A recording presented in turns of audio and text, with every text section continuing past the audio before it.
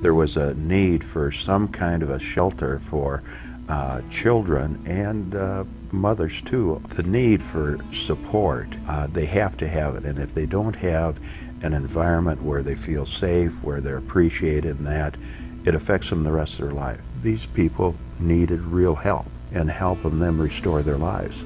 And it wasn't a short-term deal.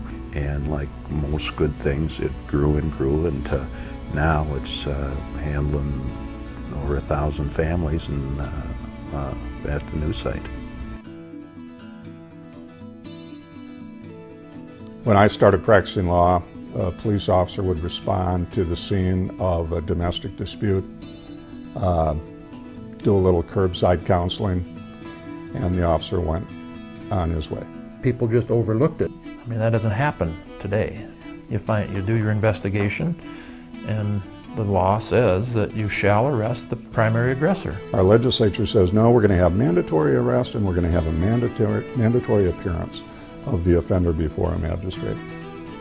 I think that made a huge difference. Training is critical for law enforcement when it comes to domestic violence. All law enforcement officers have to receive some domestic violence training on an annual basis. The whole notion of domestic violence begins with the destruction of a woman's self-respect and attitude about herself. You're worthless. You're ugly. You have no talents. You have no skills. They lose their self-esteem. They start believing the things that the perpetrator is telling them. Basically, they can end up being a shell of the person that they used to be. And that destruction of self-respect escalates, gets worse, manifests itself in not only emotional but also physical abuse, sexual violence. I had been married 21 years to my husband. We were high school sweethearts, and shortly after we were married, he was always verbally and emotionally abusive, and it just continued on to be physically abusive. And that went from hitting to kicking to any kind of violence like that. I felt like it was my fault. I felt like I was doing something wrong, that I wasn't making him happy, and that I could do better and be the person he wanted to be. The victims of abuse, it may take them several times to try to leave. I learned from working with the staff at Children's Inn, among others, how dependent women are on their abusers. There's a lot of things that they're dealing with that I don't think a lot of people understand. Fear of the unknown, what's going to happen, what retaliation will I face if I leave, the threats. I'm going to kill you, I'm going to harm the children, I'm going to hurt your family. He would always say that if I left, he would take Lisa or make sure I never got to see Lisa again. And so that made me stay that much longer. And they may not even realize the depth of the control that this person has over them. It's just like he had control of your mind in some way, where you would feel like you couldn't get on and be able to live your life normally by yourself. He was very clear in letting me know that when I did something wrong, my mother would be punished. So you live with this guilt. I didn't really know any life other than the one we lived. So for me, I didn't understand or have any knowledge that this wasn't completely normal. I thought everyone at school, friends, were fearful. One time I saw the kitchen full of what I later found out was blood, but for me, I knew my parents had argued.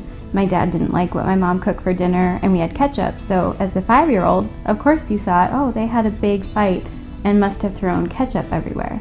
And then you realize later, when you come home from school and your mom is telling you, it's okay, you're not going to recognize me, but I'm mom. And by the time I was 15 years old, shortly before we left, the physical abuse would come on me too. And it's difficult for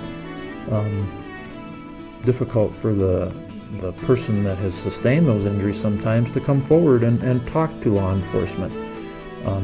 Because they are in fear of their life. They didn't know that they had a place to go, a shelter. Children's Inn and the staff at Children's Inn early on developed a special understanding about that whole cycle and about that whole evolution of abuse. They did a lot to educate law enforcement. They worked closely with Child Protection and the Department of Social Services. And Children's Inn has always been very instrumental in not only helping women understand that, but also assist them in applying for a protection order or a restraining order. I remember a case that was serious injuries. He was arrested, taken to jail.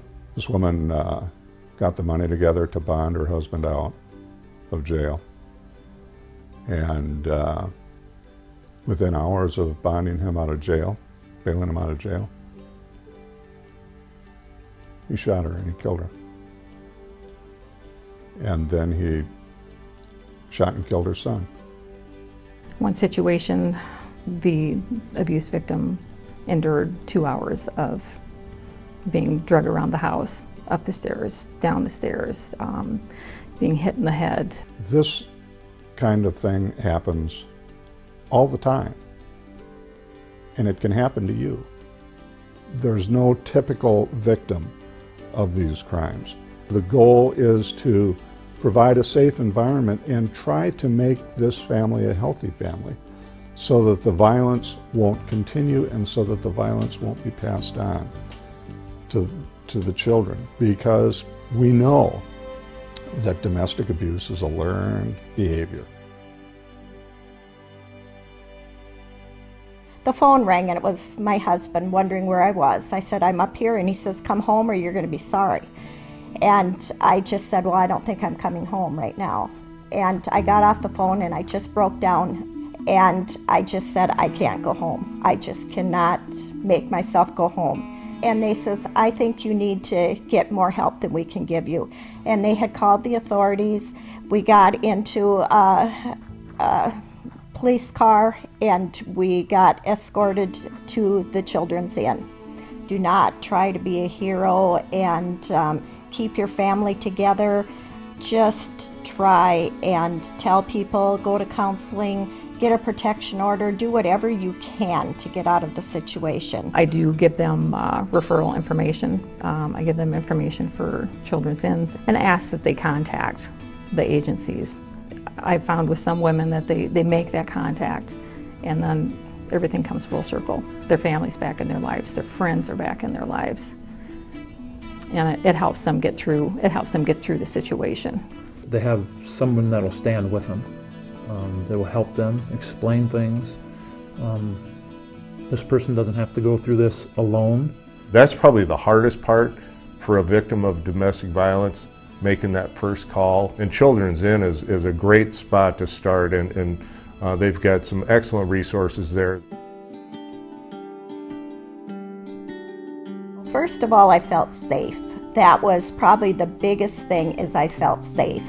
I knew that even if he came there, he couldn't get in, and to see that there were other people in the same circumstances, definitely helped me, to make my decision. The protection order really did do a lot more than I thought it would. I never thought one piece of paper would ever keep him from hurting us. Children's Inn offers a lot more than just shelter. They offer parenting education. They have women's support groups. They have children's support groups. They provide the court advocacy. They've got some great counselors on staff. They've got people who have been through situations just like this and know where to point you in the right direction or get you the help you need. If Children's Inn didn't exist, I think a lot of victims that would get out of abusive situations would remain in them. I think their lives would be in jeopardy. Some of the victims, if they didn't have someplace safe to go after an incident happened, they may not still be with us. I'm convinced I wouldn't be here. When they come along with those silent witnesses in October with names on them and victims, I think I would be right there with those victims, and if it wasn't for the Children's Inn. Who knows how many lives have been saved because of situations where we've been able to separate the partners. It's provided a place for us, you know, in the middle of the night at 3 in the morning, if we've got a domestic violence situation, and you know, we could talk with them and maybe separate them, but if you didn't provide a place for them to actually go and a place where they can stay, it's hard to say if they'd go back to the house and maybe we're going to end up back there again with some of the same problems again.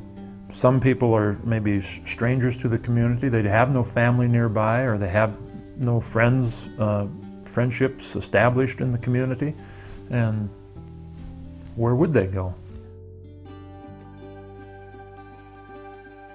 There is a future that their lives can be impacted positively. I can't even imagine us not having a Children's Inn. When you look at plus 1,000 families a year needing the shelter, the protection, the support, there's no choice. You have to have the Children's Inn. The Children's Inn is a shelter, first and foremost, but it does so many other things. And it does it for thousands and thousands, and over the years, tens of thousands of family members who need their services. I'm a public school teacher. I've been teaching for about 9 years. I went to college after all of this, which no one in my family has ever went to college.